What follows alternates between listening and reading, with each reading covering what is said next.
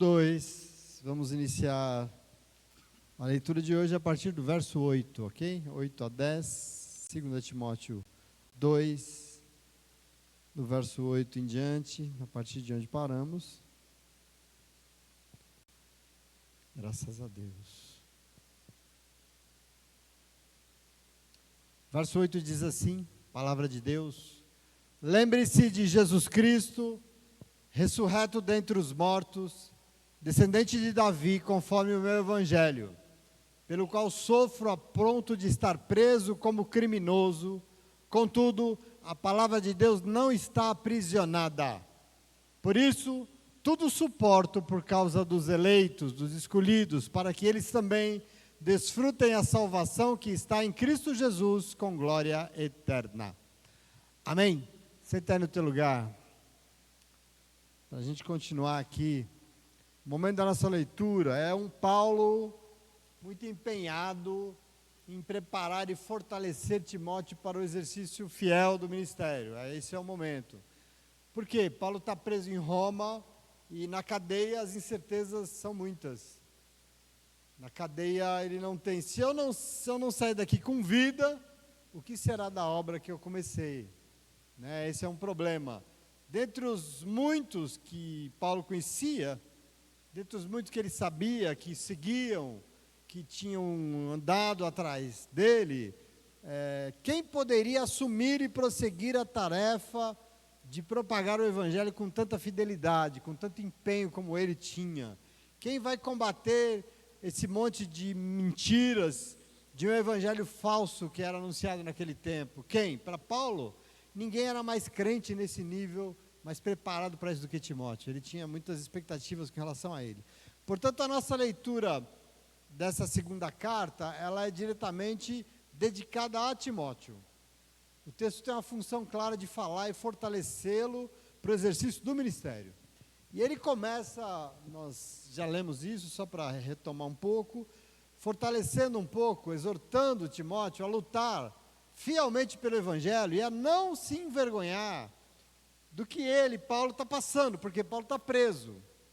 Isso podia ser uma mensagem de derrota, mas Timóteo não deveria se envergonhar, muito menos titubear diante dessa possibilidade, porque a razão, e ele vai dizer, de toda a perseguição que ele está sofrendo é uma razão muito nobre, porque tudo ele está passando por causa do evangelho de Cristo Jesus. É um motivo muito digno de passar por tudo isso.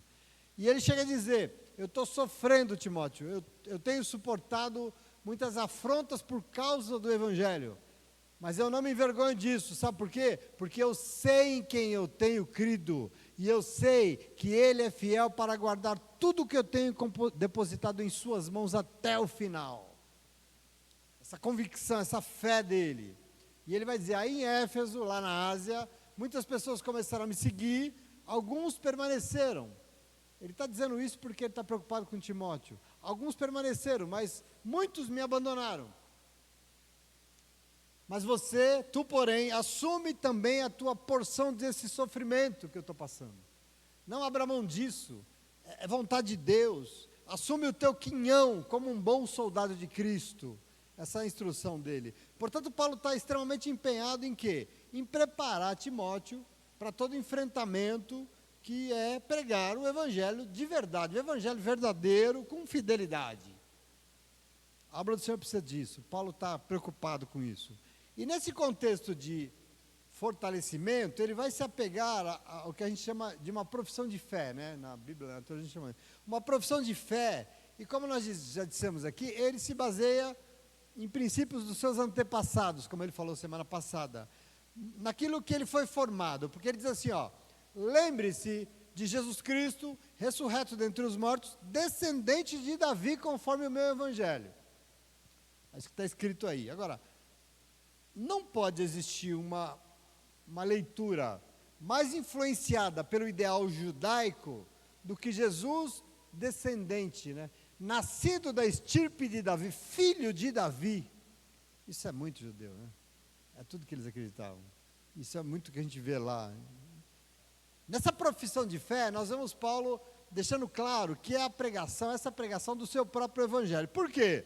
Ora, não é porque Paulo está dizendo que existe um outro evangelho, que não o do nosso Senhor Jesus Cristo. Ou que o evangelho que ele acredita e prega, o evangelho é dele. Não, ele está afirmando isso, que Jesus ressuscitou dentre os mortos, e ele é o quê? O que ele está dizendo? Por que descendente de Davi? Ele é o cumprimento das promessas que Deus fez no Antigo Testamento. E lá, a promessa de Deus é que ele daria para governar um descendente de Davi. Paulo é fiel ao Antigo Testamento. Ele acha que Jesus é realmente esse cumprimento. Esse é o evangelho na forma que ele, Paulo, entendia e que ele anunciava. Por isso que ele está dizendo o meu evangelho. E é por causa desse anúncio que eu estou sofrendo, é por ele que eu estou preso nesse lugar como um criminoso. Essa é a situação dele. Lembrando que Paulo foi preso não em Roma, ainda em Israel. Lembra quando nós lemos Atos? Ele foi preso lá em Israel, em Jerusalém, e quem o acusava e mandou prender ele foram os conterrâneos dele, foram os judeus. Os próprios judeus não aceitaram a pregação de Paulo, qual? De que Jesus era o cumprimento das promessas do Antigo Testamento. Ele pregou isso em Jerusalém, e por isso ele foi preso. Vocês o mataram. Ele era o cumprimento, ele é o descendente de Davi que Deus prometeu. Eles só não julgaram ele, Israel, e condenaram à morte, porque Paulo era um cidadão romano. E era proibido no império qualquer nação de julgar alguém que fosse um cidadão romano. Então eles não puderam julgar, e só Roma podia fazer. E eles mandaram Paulo para Roma, e ele acabou então levado para a cadeia em Roma. Mas aqui é a base daquilo que ele acredita e por que ele está preso. Acabei aprisionado nessa cadeia como um criminoso, por causa da mensagem que eu anunciei até para os judeus, que Jesus Cristo é a promessa que Deus daria a um descendente de Davi. E ele foi morto, mas ele ressuscitou, ele diz. Observe isso. E por que Jesus ressuscitou? Ele está vivo. E ele diz, eu estou preso, contudo, a palavra de Deus não está aprisionada. Eu estou preso, mas ele ressuscitou, ele está vivo, e a sua palavra não está acorrentada, e o Senhor vai continuar a falar. Entende aqui o momento porque ele diz isso? É bonito isso. Eu quero que você observe essa fala de Paulo ao querido Timóteo, a partir do contexto que nós estamos meditando. Você está entendendo onde ele está e a preocupação dele, porque diz, eu, Paulo, estou acorrentado aqui, mas a palavra de Deus não está acorrentada. Observe por que ele está dizendo isso. Ela prossegue sendo ministrada. A palavra de Deus não pode, ela prossegue porque aquele que revela e ministra a palavra está mais vivo do que nunca, e por isso ele vai continuar usando as pessoas, e assim, Timóteo, pregue a palavra. Eu estou preso, mas a palavra não, e o Deus que revela e inspira está mais vivo do que nunca, ele ressuscitou, ele é vivo, e ele vai continuar falando. Eu estou acorrentado, mas a palavra de Deus não está, e não está porque a palavra é maior que o pregador, entende? É maior que o pregador. A palavra tem que ser um compromisso de todo mundo, a palavra tem que ser um compromisso de todo o povo de Deus. A palavra jamais pode ser calada. E assim Paulo pregou, independente se o momento está impedindo ele de pregar, a palavra continua produzindo seus frutos na terra, na vida de quem recebeu a palavra. E vai, porque o Deus que fala vai continuar falando através daqueles e daquelas que são fiéis a Ele. A palavra não para, a palavra é maravilhosa, a palavra ministrada tem vida própria, porque ela não é ministrada não por Paulo, nem por pregador nenhum, é o próprio Espírito de Deus que ministra a palavra. Nessa carta tem uma distinção muito dessa coisa de qual é a palavra, isso é muito importante. Por isso, me mostre então onde estão as algemas capazes de acorrentar o Espírito Santo. Me mostre então onde estão as grades capazes de aprisionar o Espírito Santo. Ele é vivo, ele fala. Por isso a palavra não está acorrentada, porque aquele que fala está liberto, ele está no mundo, ele está falando em nome de Jesus. Veja, a palavra de Deus, queridos, não depende de pessoas, não depende de mim, não depende de você, ela depende daquele que revela. E nós temos que tomar isso. Lógico que quando o que é pregado é a opinião de pessoas, quando o que é pregado é a sabedoria humana, quando acontece aquilo que está acontecendo aqui com Paulo, ela vai ser impedida. A palavra vai ser aprisionada. Se Paulo pregasse a sua opinião, se Paulo fosse um homem que pregasse as suas ideias, neste momento a palavra de Deus estaria acorrentada junto com ele, o dono das ideias, dentro da cadeia. Percebe aqui a questão? Ele não pregava o que ele queria, ele pregava e anunciava o Evangelho de Jesus Cristo, e esse ninguém pode prender, esse ninguém pode acorrentar, esse ninguém pode impedir. Porque quando o que é ministrado é a palavra de Deus, jamais ela vai ser acorrentada. Jamais. Porque o Espírito Santo de Deus, que é de onde provém, de onde brota a palavra, jamais pode ser acorrentado. Não pode ser impedido. A palavra de Deus não cessa. Não é à toa que Jesus disse em Mateus 24:35, que céus e terras passarão, mas as minhas palavras jamais passarão. Para os discípulos ele diz, vocês vão ser perseguidos, vocês vão ser presos, vocês vão ser... Vamos passar, mas a palavra de Deus não vai cessar em nome de Jesus, porque ela não se aprisiona. Então, querido, querida, meu irmão, minha irmã, a palavra de Deus não é patrimônio humano, ela não é nossa. A palavra de Deus, ela é fruto da graça de Deus, nos dada pelo Espírito Santo, e por isso a palavra de Deus não pode ser encabrestada, entende? Não aceite isso. Paulo está dizendo para Timóteo, não aceite isso. Ela não pode ser impedida, e ela jamais pode ser usada pelo Senhor para aprisionar alguém, para colocar medo nas pessoas, para causar impedimento na vida das pessoas. Isso não é palavra de Deus. Nós temos que ter discernimento. Virou moda agora usar a palavra de Deus para objetivos meio escusos, para condicionar, para aprisionar, para amedrontar as pessoas, para acreditar em mentiras. Mas, querido, entenda que ela jamais pode ser acorrentada por gente que não tem caráter. Palavra de Deus não. É a palavra do cara, do pregador, é de quem quiser, mas não é de Deus. O que é usado para manipular as pessoas não é revelação, é o interesse de gente usando a Bíblia para aprisionar as pessoas, para colocar medo, para incutir coisas que vai paralisar, porque a palavra jamais aprisiona, a palavra liberta. É um instrumento de libertação. A ela ninguém acorrenta, porque ela destrói cadeias, ela transpõe limites de lugares, ela suplanta qualquer tempo. A palavra de Deus é eterna e ela jamais passará em nome de Jesus. Por isso eu estou acorrentado, e ele vai dizer, mas tudo suporto por causa dos eleitos, para que eles também desfrutem da salvação que está em Cristo Jesus com glória eterna. Veja, nós estamos lembrando que Paulo está falando aqui com Timóteo, claramente um eleito. Claramente um escolhido, não porque Timóteo tinha algum privilégio previamente dado por Deus, porque isso, na minha modesta opinião, não existe, mas é porque ele foi chamado, e prontamente atendeu o chamado.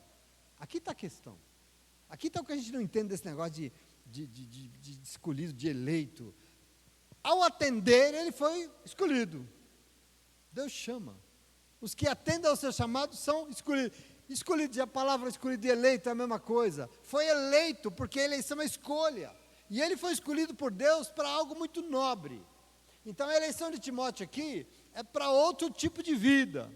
Um novo destino aguardava ele, uma nova vida, uma nova forma de viver. Ele fielmente atendeu o chamado para atender, e por atender foi previamente destinado para desfrutar da salvação que Cristo tem para todos e todas que atendem o seu chamado. Eu não consigo entender esse Deus que escolhe alguns e outros não, sabe? Você está já condenado? Não entendo. Todo mundo que diz que na Bíblia tem essa coisa da eleição, está predestinado, foi alguém que foi chamado por Deus e falou sim para o chamado de Deus. E aqui está a questão, é a questão de Abraão, percebe? Eu acho isso muito bonito. E aí no verso 11 ele vai dizer, a velha frase, esta palavra é digna de confiança. Se morrermos com ele também viveremos. Se perseverarmos, com ele também reinaremos. Se o negarmos, ele também nos negará. Se somos infiéis, ele permanecerá fiel, pois não pode negar a si mesmo, né? De novo, a máxima que nós já falamos com você outras vezes, sempre que aparece nessas cartas pastorais essa frase, esta palavra é digna de confiança, é porque ele vai dizer algo muito relevante. Algo muito importante. Aqui Paulo vai escrever um hino, né, da antiguidade. É um cântico de louvor para fortalecer alguém que está sofrendo por causa do Evangelho. É a situação dele e é o medo que ele tinha de Timóteo desistir, se passasse pelo que ele está passando. Então é para fortalecer alguém que está sofrendo pelo Evangelho. A lógica de um Paulo preso, sofrendo, tentando preparar um discípulo para um risco de enfrentar a mesma situação. E é uma canção que diz que se com ele nós sofremos, com ele também nós reinaremos em nome de Jesus. Isso de um cuidado. Observe que tem comparações daquilo que se espera de quem está firme em Cristo. Não importa o que nós vivemos, coisas boas, coisas ruins, se nós vivemos ou morremos, pouco importa, porque se nós vivemos com Ele, ou se nós morremos com Ele, dele nós receberemos vida em qualquer circunstância que nós estivermos. Com Deus, vida vai dar a última palavra. Ou morramos ou vivemos, pouco importa. Paulo vai dizer, não interessa. Nós não podemos desistir. Por quê? Porque se permanecemos fiéis, Ele vai nos salvar. Ele vai. E mais, se porventura a gente cair, é o que ele está dizendo aqui, se porventura nós o negarmos, se nós retrocedermos, se nos tornarmos infiéis, o problema não é dele. Se a vida desanda, o problema não é dele, porque é todo nosso. Sabe por quê? Porque Deus não pode se negar, Deus não pode negar quem Ele é. Presta atenção no que Ele fala. Ele jamais será infiel a nada do que prometeu, afinal Ele não pode negar a si mesmo, porque Ele é fiel. É muito comum a gente dizer que deu errado, falar, ai Deus, mas por quê, né? Será que Deus me esqueceu? Deus não está vendo a minha situação? Deus não me ama? Querido, Deus não pode negar a Ele mesmo. Ele é fiel, Ele permanece fiel e Ele sempre será fiel. Desandou por quê, pastor? Porque a responsabilidade é nossa em nome de Jesus. Fomos nós que andamos para trás. Percebe isso? É maravilhoso. Observe que nesse hino aqui, nós não podemos atribuir a culpa por algum deslize, porque Deus não é culpado, queridos. Ele é fiel. E com quem Ele é fiel, Ele será muito fiel.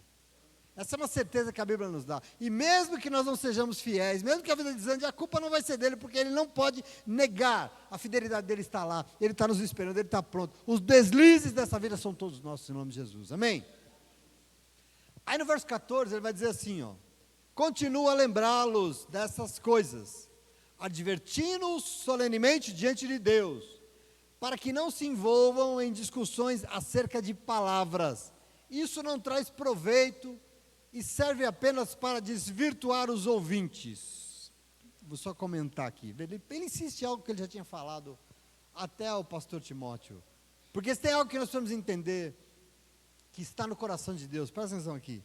Igreja não é lugar de discussão, de contenda. Igreja está se tornando um palco de embates teológicos, ideológicos e não sei o quê. Igreja não é lugar disso. Igreja é lugar de pregar a palavra de Deus, para o ensino e para a edificação, e só. Para Paulo, evangelho não se discute, evangelho se prega para quem quer ouvir. Evangelho não se enfia goela abaixo, evangelho é o Espírito Santo de Deus alcançando aqueles que querem ser alcançados por Ele. Eu quero que você entenda isso, porque ele vai dizer, igreja não é lugar de discussões teológicas infindáveis e inúteis, mas é lugar em que o Espírito Santo de Deus fala. E é Ele que fala. O que para Paulo é muito claro, é que se quem fala são pessoas, o que vai acontecer? O que vai sobrar? Discussões sobre o que é dito. Isso serve para quê? Para nada, porque não tem nenhum proveito. Observe, ele está falando aqui para os crentes da igreja, ele está falando para um pastor.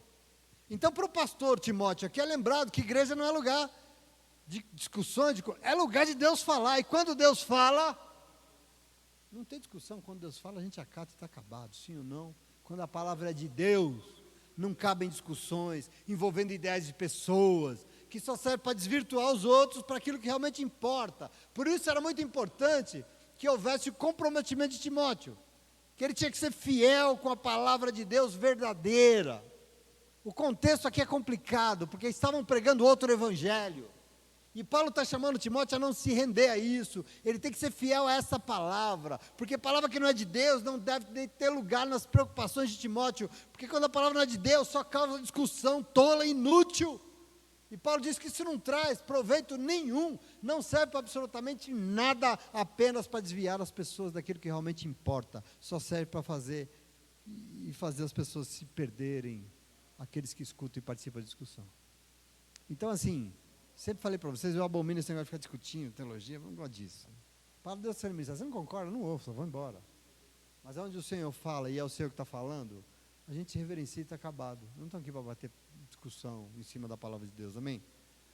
Aí no verso 15 ele vai falar assim, ó, procure apresentar-se diante de Deus aprovado, como um trabalhador que não tem do que se envergonhar e que maneja corretamente a palavra da verdade. Veja, só o 15. Procure apresentar-se a Deus aprovado. Ora, se é aprovado, é porque ele foi provado. Ele está dando medida aqui. Porque ninguém recebe aprovação se não faz a prova, sim ou não? Alguém já foi para a escola aqui? Alguém já foi para alguma escola aqui? Já recebeu um diploma? Já foi aprovado? Sabe por quê? Porque fez a prova, sim ou não? E foi aprovado, certo? É assim que funciona. E diante de Deus também é. Deus espera que os seus e as suas enfrentem, como Paulo estava, como Timóteo também enfrentaria, provações. Faz parte de viver diante de Deus provações, faz parte desse mundo. Por quê? A intenção é nos derrotar? A intenção é que dê errado? A intenção é que a gente fique... Não, não. Aqui para Deus, a cadeia para Paulo não é o fim. Aqui eu quero que você entenda, porque toda aprovação é importante, porque é uma oportunidade de ser aprovado diante de Deus. A gente costuma reclamar das provações, mas como é que Deus vai nos aprovar se nós não fomos provados? Procure se colocar diante de Deus aprovado por Ele. Aprovado como Paulo, porque Deus vai provar, e a hora que Ele provar, seja aprovado diante de Deus. Então veja, assim, de Timóteo, Paulo esperava que ele se apresentasse dessa forma, aprovado, ou seja, como alguém que enfrentou provações, sim, mas não retrocedeu, não desistiu, não olhou para trás, não se encantou com qualquer bobagem, com qualquer sedução, mas foi fiel, porque quem permanece fiel até o fim é aprovado. O Apocalipse diz que vai ser te dada uma coroa para quem permanece até o fim. A aprovação que é necessária, querido, em nome de Jesus. Diante de Deus é aprovado quem se empenha. E Ele vai dizer, quem é trabalhador? Trabalhador, que não faz corpo mole, mas que com muito esforço faz tudo e ao final não tem do que se envergonhar. Isso aqui é coisa de crente, hein? Hã? Você quer se colocar diante de Deus, se coloque como alguém aprovado, como um trabalhador que foi, com empenho, trabalhou, e ao final não tem do que se envergonhar, porque sabe que deu o seu melhor. Faz tudo com empenho, sem distrações, e não tem com o que se envergonhar. Por quê? Porque só fez o que Deus espera, e da forma que Deus esperou e mandou ele fazer. Percebe essa coisa do sem mácula, né? Procure apresentar assim dessa forma diante de Deus. Obedeceu a Deus. E acima de tudo, se apresenta diante de Deus, aqui, agora ou naquele dia, será reconhecido por quê? Por alguém que maneja corretamente a palavra da verdade. Tem medida aqui para nós. Maneja corretamente a palavra. Alguém que é reto, que é correto, que tem compromisso com a palavra da verdade, e não qualquer palavrinha que está por aí. Não qualquer ensinamentozinho fajuto. Depois você vai entender porque Paulo está falando tudo isso. Aqui nós observamos medidas muito preciosas daquilo que Deus espera. De quem? De alguém que se coloca diante dele. De alguém que quer ser um servo de Deus, uma serva de Deus. Um homem chamado por Deus, uma mulher chamada por Deus, quando atende ao chamado, faz o quê? Se apresenta diante dele, ou não?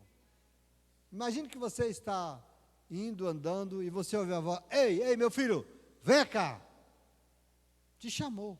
E você faz o quê? Pois não, Senhor. Você se apresenta diante dele. Ele fez um chamado e você atendeu. E é quem se coloca diante dele, quem atende ao chamado, precisa ter formas de se apresentar diante dele. Presta atenção, querido, em nome de Jesus. Ele tem que ser aprovado, mas não só. Ele tem que se apresentar diante de Deus, com todo o trabalho, com todo o empenho, trabalho digno de quem jamais será envergonhado por nenhuma acusaçãozinha maligna. Sabe quando você chega diante de Deus e tem acusação? Ah, tá vendo? Tá ali mais, né? Tá lá na igreja mais, sabe? Não tem do que se envergonhar, porque sabe que foi fiel. E mais ainda, foi chamado, atendeu o chamado, se apresentou diante daquele que chama, como alguém que maneja corretamente a verdadeira palavra de Deus. E aqui é muito importante, a gente precisa, enfim, é fundamental entender e tomar posse dessas medidas aqui. Para mim isso é um caminho muito... Porque eu tenho certeza que eu sirvo a um Deus que sempre chamou. E Deus chama para uma obra de mudar esse mundo. Você está sendo chamado para isso. Você que está nesse lugar tem sido chamado para uma obra de mudar esse mundo, de mudar a vida das pessoas, de mudar a vida de pessoas. Domingo nós vimos o Senhor chamando Mateus, né? Você estava aqui? Pois é, mas Ele não vai parar. Ele vai continuar chamando homens e mulheres para se envolver naquilo que Ele deseja. Até hoje Ele chama homens e mulheres dispostos a se envolver naquilo que Ele quer fazer no mundo. E eu quero que você entenda agora essa questão, porque não se trata de Deus chamar. Porque a gente fala, não, esse irmão tem chamado de Deus, essa irmã tem chamado. Não tem chamado de Deus, não, irmão, mas todo mundo. Não se trata de Deus chamar.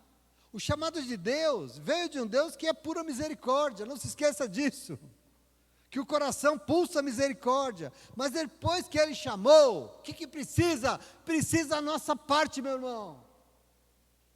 Não vai, acho que Deus vai fazer tudo no seu lugar, porque Ele não vai. E qual que é a nossa parte? Não adianta só boas intenções, desculpa. Porque de boas intenções, vai comigo, de boas intenções, não adianta só. E eu quero que você tome posse disso. Além de intenção, tem que ser aprovado em tudo que faz. Tenho comentado ultimamente que a gente entende pouco as medidas daquilo que a palavra de Deus nos dá. O povo de Deus às vezes não entende. Porque nós não somos reconhecidos quando nós nos colocamos diante de Deus pelas obras que nós fazemos. Isso é claro, é Bíblia, é graça, né? Não é pelas obras que a gente faz diante de Deus que nós seremos. Nós temos que ser aprovados. E a dúvida aqui é como é que nós sabemos se nós estamos aprovados ou não, se nós reprovamos. Como é que eu sei que eu me coloco diante de Deus, Deus me chamou, eu me coloco diante dele, eis-me aqui, Senhor, estou me envolvendo no teu projeto, na tua obra. Como é que eu sei se eu estou aprovado ou não? Segundo a palavra de Deus, sabe como? Pelos frutos. Não é pela obra, não é pelo chamado, não é pela grossura da voz, não, é pelos frutos. Jesus, pelos frutos vocês os conhecerão. Quem? Os líderes religiosos do seu tempo. A medida da palavra de Deus é sempre o fruto. Não pode ser o pecado ou a santidade, porque senão está todo mundo lascado. Como é que Deus olha para uma pessoa, aprova ou reprova? Pelos frutos. Então o trabalho diante do Senhor não é medido por quem fez, se ele estava bem intencionado, ou às vezes fez, mas não sabia que não tinha que ser assim. Eu não entendi, eu não sabia. Querido, todo trabalho executado para o Senhor tem que ser aprovado. E nós saberemos se foi ou não pelos frutos. Se eu faço algo para Deus, tem que trazer frutos que são de Deus. Porque se não são de Deus, eu acabei de ser reprovado. Pelos frutos vocês os conhecerão. Os fariseus faziam tudo com ar de santarrice, tudo achando e tal, e Jesus falou, olha para a vida, olha para o fruto, e você vai ver. Não olha porque eles falam, não. Um momento, Mateus 23 fala assim, não façam o que eles fazem, porque assim, eles dizem, não façam o que eles fazem, porque eles dizem, mas não vivem. Dizem, mas não fazem. Então, olhe para os frutos. E quando sempre que nós estamos fazendo algo diante de Deus, nós vamos olhar para isso, entender aonde está levando isso que eu estou fazendo. Nossa, mas eu estou na igreja, eu estou fazendo a obra de Deus, eu estou tão bem intencionado, meu coração está tão aberto, ai, glória a Deus, eu estou tão lá. Tá bom, mas isso está levando para onde? Nós temos que ter um olho espiritual, querido, em nome de Jesus. Porque para se apresentar diante de Deus, está dizendo aqui, para mostrar ao Senhor o que nós temos feito, só serve se for aprovado, só serve se tiver frutos que demonstrem que Deus está aprovando o nosso trabalho. Se não tem, eu conheço gente que eu amo, pastor, que tudo que faz dá errado. E anda, e vai, tudo não funciona, nada frutifica. Gente, se não frutifica, é de Deus. Alguma coisa tem que estar errado. Então Deus está errado. Mas eu montei a igreja. Não. Uhum. Se é vontade de Deus, percebe aqui a medida? Essa aprovação do Senhor é necessária na nossa vida, em tudo que nós fazemos diante de Deus. Muita gente pode dizer que fez, mas não sabia que não estava fazendo da maneira certa. Entretanto, a palavra de Deus nos lembra que essa desculpa não cola. Ó, colou? Não cola. Por que não cola? Porque domingo você aprendeu que Deus, que nos chama, Ele quer nos enviar. Mas Deus não envia e usa alguém só porque Ele chamou. Porque Ele chamou todo mundo. Primeiro atendeu o seu chamado, ok. Ele não faz, Ele chama sim, mas antes de enviar, antes de usar, Ele vai fazer o quê? Ele vai ensinar, Ele vai curar, Ele vai preparar, para que depois Ele possa usar. Então não cola esse negócio de que, eu achei. Achou nada. Você não achou nada, sabe por quê? Porque domingo você já aprendeu. Você achou nada porque o estudo já te ensinou. Você não achou não, presta atenção. O Senhor é Deus. Paulo diz a Timóteo que ele também precisa se apresentar diante de Deus como alguém que maneja corretamente a palavra da verdade. Aqui está uma medida de servo e serva de Deus. Aí você vai falar, pastor, mas eu não sou pastor. Eu não sou pastora. Eu não tenho esse talento com a palavra de Deus. Eu não tenho todo esse conhecimento bíblico. Pode ser. Mas uma coisa eu tenho certeza e eu preciso dizer para você. Uma coisa eu sei que você tem. Semanalmente você tem um Deus que tem vindo até você e tem falado. Tem ou não tem? O tempo todo o Senhor tem vindo e tem avisado, Ele tem ministrado, Ele tem ensinado, Ele tem preparado o seu povo. E isso é semana após semana, é dia após dia. Então manejar corretamente a palavra de Deus aqui não é somente o cara que abre a Bíblia, lê, entende tudo e sabe tudo, e porque entendeu, vai lá e fez o que Deus esperou. Não é só isso. A obrigação de manejar corretamente, retamente a palavra de Deus, somos todos nós. Analfabetos ou doutores, não importa. Mas eu não conheço a Bíblia, não importa. Você veio e ele falou, ouvido você tem, não tem? E você entendeu? Se entendeu, então vá lá fazer aquilo que a palavra espera de você. Isso é muito importante que a gente compreenda. Não tem desculpa, porque basta estar atento, basta os ouvidos estarem abertos. Às vezes eu vejo umas coisas, a pessoa fala uma coisa, eu falo assim, bom, domingo não estava na igreja, porque isso que ela está falando já foi explicado domingo, então não estava, não ouvi, não é possível. Então não maneja corretamente a palavra de Deus, não é porque não sabe ler e interpretar, não é porque sabe ler em hebraico ou em grego, não é isso. É porque nós temos que receber a palavra com esse temor, e quando ouvir com os ouvidos atentos, não relaxado, não, atentos, vai aprender e vai saber manejar sim a palavra que é ministrada, porque a hora que eu ouvir, eu falar, não, eu aprendi na palavra domingo que Deus é isso aqui, ó. Manejar corretamente a palavra da verdade, não é qualquer palavra, é a da verdade, porque ela vai sim ser ministrada, e quando for, a obra de Deus será feita, e aí a pessoa será aprovada, e nós veremos os frutos da sua vida, os frutos da sua obra em nome de Jesus, amém? Os frutos que vêm de Deus não vêm de nós, tá bom? Entenderam? Olha o que Paulo está construindo aqui. Ele está preocupado com Timóteo. Versículo 16, ele diz assim, de novo. Evite as conversas inúteis e profanas, pois os que se dão a isso prosseguem cada vez mais para a impiedade. O ensino deles alastra-se como gangrena. Himeneu e Fileto estão entre eles. Esses se desviaram da verdade, dizendo que a ressurreição já aconteceu, e assim desvirtuam a fé de algumas pessoas. Deixa eu explicar isso aqui para vocês, de novo, né? Evite as conversas inúteis e profanas. Ele vai insistir nisso. Por que ele está tão preocupado, desde sempre, com Timóteo ser fiel à palavra verdadeira? Porque lá existia gente que não estava pregando a palavra verdadeira. Qual a preocupação de Paulo? Eu estou aqui preso, esse vai ser o meu pupilo, ele vai continuar a pregar. Timóteo, evite, cuidado com essa pregação, presta atenção. Existem pessoas dentro da igreja pregando coisa que não é palavra da verdade, e esse ensino alastra-se como uma gangrena, ele diz. Você sabe o que é uma gangrena? A gangrena leva a perder o membro, não é? Do corpo. Sim ou não? Você sabe disso? Quando o corpo é acometido de uma parte do corpo de uma gangrena, a mão, o dedo, o pé, você precisa, porque vai morrer. O que você faz para não morrer? Corta, ou não? Amputa. Esse é o problema da gangrena. Olha para a igreja, para que a igreja não morra, tem coisas que tem que ser evitadas, tem coisas que não pode se alastrar, porque senão isso é como uma gangrena, vai matar. Mata. O ensino que não é e não está no Evangelho tem que ser evitado.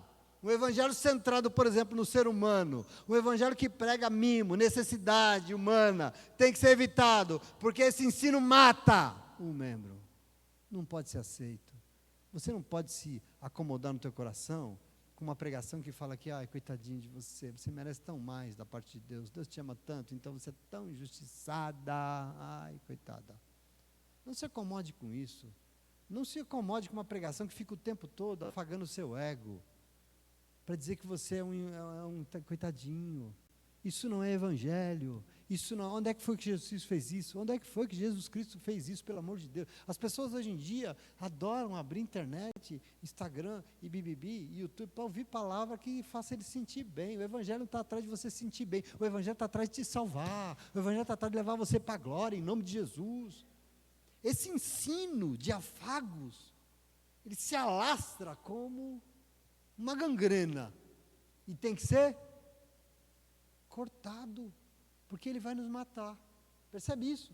Isso é muito importante entender. Esse problema, aliás, tão comum hoje, não era estranho na primeira igreja, na igreja do primeiro século, onde Paulo está, porque ele diz que lá em Éfeso tem, onde Timóteo está pastoreando, lá tinha um tal de Himeneu e Fileto, que estavam empregando esse tipo de ensino.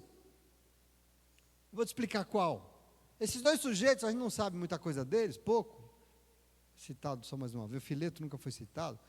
Eles estavam dentro da igreja, pregando um ensino que precisava ser evitado. Qual? Que não havia ressurreição do corpo. Olha o que Paulo fala. Eles se desviaram da verdade, dizendo que a ressurreição já aconteceu. Aí está escrito aí, não está? Eles se desviaram da palavra da verdade, se desviaram do caminho, do evangelho, para pregar que a ressurreição já aconteceu. Bom, vamos entender isso aqui um pouco, só para você, eu já estou indo para o final, para você entrar aqui comigo. Quem estava aqui na aula ontem, aprendeu sobre as dimensões do ser humano, né? As dimensões do humano. E nós falamos ontem sobre como a filosofia grega, como os gregos vieram e acrescentaram algo na nossa leitura, na leitura que existia na antiguidade do humano como um ser único, acrescentaram aquilo que eles chamaram de alma, né? A psique, né? Nós estávamos aqui, nós meditamos sobre isso. Pois o ser humano nada mais é do que um corpo físico mortal, que não serve para muita coisa, mas dentro dele tem aprisionado uma alma. Isso é Platão, isso são os gregos. Dentro dele, uma prisão. O corpo é a prisão da alma. Dentro dele tem uma alma aprisionada. Isso é grego. Toda a dignidade que pode haver em um ser humano vem dessa alma que está aprisionada nesse corpo físico. Mas quando o corpo morre, acontece o quê? A alma é liberta, ela é liberada para voltar para onde ela veio. Porque a alma é imortal, mas o corpo acabou. O corpo morreu. Isso é grego. Isso é filosofia grega. Isso é todo o ensinamento dos gregos. O problema é que veio alguém ao mundo chamado Jesus Cristo. E para Jesus Cristo, o negócio se chama ressurreição. O negócio para Jesus é ressurreição. E ressurreição serve para nos ensinar que a morte jamais tem algum direito diante de Deus. Nós temos que entender. Deus não planeja a morte, Deus sempre planejou vida. E com isso, a vinda de Jesus na terra foi para quê? Para me salvar, sim, mas para vencer a morte. Como? Ressuscitando. Ressuscitando dos mortos para que a vida prevaleça. Esse é o plano de Deus. Deus queria vencer a morte que mandava na terra, que mandava no mundo. Ela tinha que ser vencida. A grande mensagem da ressurreição é que o Deus que criou a vida e não a morte, mesmo vendo a morte reinando no mundo, mesmo vendo depois que o ser humano caiu, foi isso que aconteceu, a morte começou a reinar, enviou o seu Filho unigênito à terra, e ele veio, e ele morreu em nosso lugar, não para dizer que a morte faz parte, mas para ressuscitar e nos lembrar que a morte pode, vai e deve ser vencida. Isso é Jesus Cristo.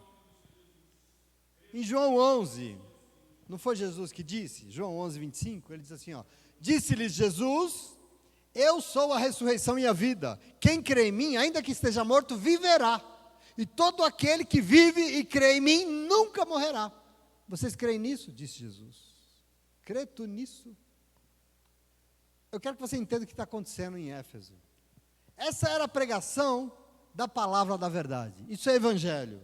Jesus Cristo veio em carne, morreu, mas ressuscitou para derrotar a morte definitivamente. Qual é o anúncio da boa nova que os discípulos foram chamados a testemunhar? Qual é a boa nova a ser anunciada? Olha, sabe aquele que morreu? Ele ressuscitou, ele está vivo. Esse é o anúncio, essa é a palavra da verdade. Mas para os gregos, para o mundo, não existe esse negócio de ressurreição. Eles não acreditavam nisso. Eu não sei se você se lembra, quando nós estudamos Atos dos Apóstolos, Paulo esteve entre eles, em Atenas.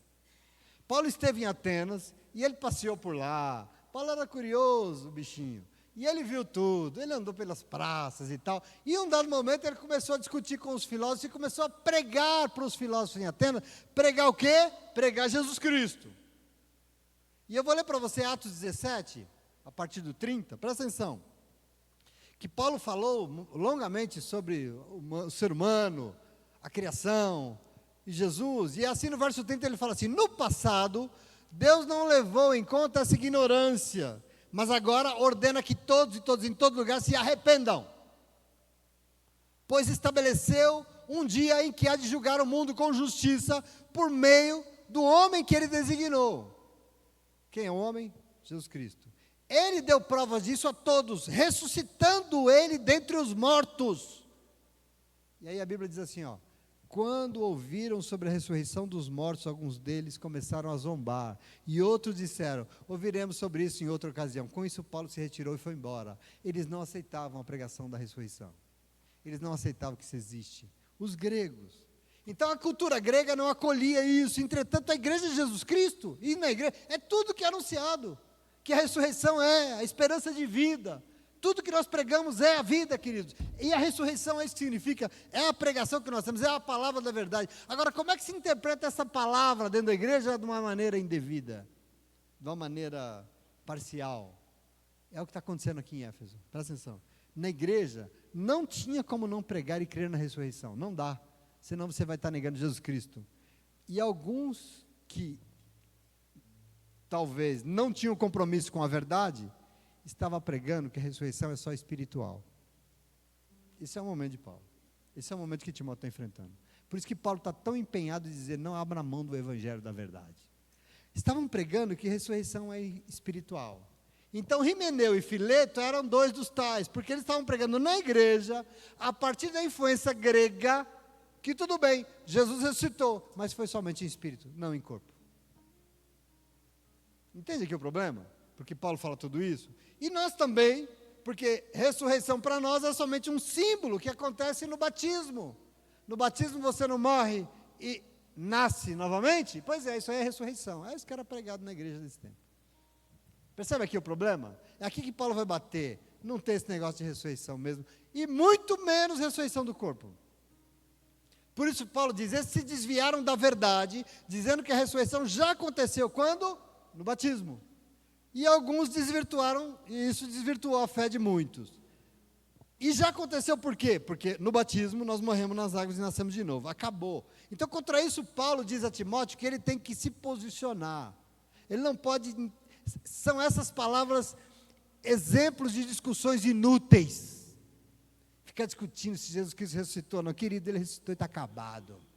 Ele ressuscitou em corpo, não, será? Jesus ressuscitou em corpo, ressuscitou em espírito, Jesus não era, como assim? Se Jesus ressuscitou, e a primeira coisa que ele fez, ele foi na praia e preparou um churrasco lá com peixinho, porque ele estava com fome. Como assim ele não ressuscitou em corpo? Se nós vimos que Maria Madalena recebeu o anúncio, e o Senhor chegou diante dela, ela se jogou aos seus pés e abraçou os seus pés, as suas mãos. Como assim não ressuscitou em corpo? A palavra de Deus está aí, a gente vai ficar desvirtuando isso agora? Por isso, a importância do compromisso da verdade. Então nós, como povo de Deus, temos que ter compromisso com essa palavra, com a verdade do Evangelho. Quem é a verdade do Evangelho? Jesus Cristo. Não dá para pregar algo que nega Jesus e o que está escrito sobre Jesus, percebe? A intenção pode ser boa, mas não se renda a isso em nome de Jesus. A palavra da verdade é aquela que saiu da boca de Jesus. E essa palavra não produz discussões inúteis que não levam a nada. Essa palavra produz salvação. E é digna de toda a confiança e de toda a atenção da nossa parte em nome de Jesus. Esse é o nosso compromisso neste lugar. Amém? Portanto, meu querido, minha querida, eu encerro dizendo para você, se nesse momento aqui, e eu tomo muito isso, Paulo ensinando a Timóteo, que isso possa ser uma boa medida daquilo que nós somos como povo de Deus, sabe?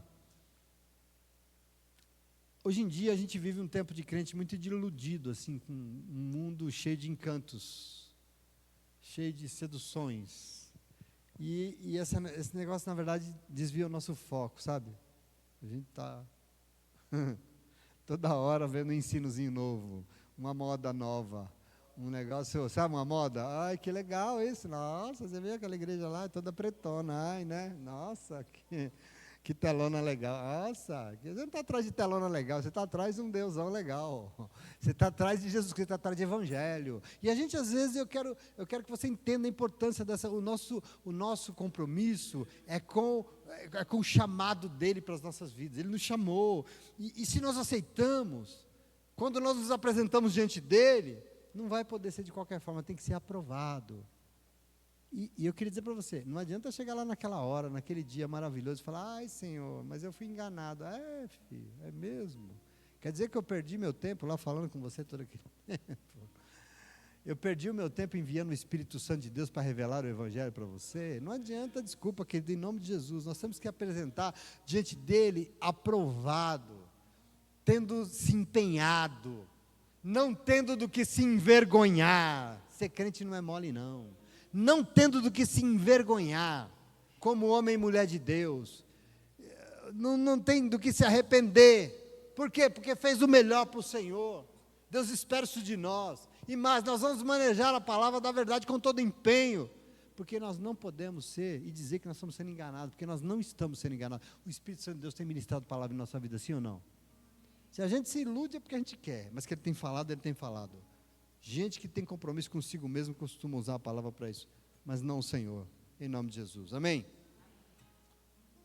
Esse ano o Senhor me chamou assim para de reclamar e vai, né? Vai mais, dá mais um fôlego.